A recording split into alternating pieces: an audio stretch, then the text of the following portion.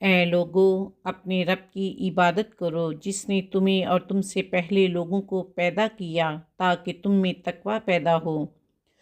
وہی اللہ ہے جس نے زمین کو تمہارے لیے بچھونا بنایا، آسمان کو چھت بنایا، بارش نازل کی اور اس سے رزق کے لیے پھل نکالے۔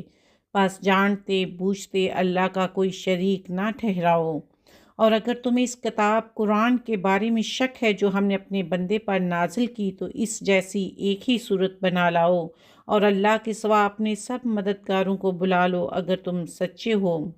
پھر اگر تم ایسا نہ کر سکو اور ہرگز نہ کر سکو گے تو اس آگ سے بچو جس کا ایندھن انسان اور پتھر ہوں گے، جو کافروں کے لیے تیار کی گئی ہے۔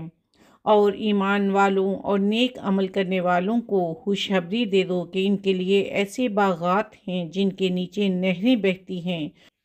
جب بھی وہ وہاں سے پھل حاصل کریں گے وہ کہیں گے یہ وہی ہے جو ہمیں پہلے دیا گیا تھا، اور ان کے لیے وہاں پاکیزہ بیویاں ہوں گی اور وہ ہمیشہ وہاں رہیں گے۔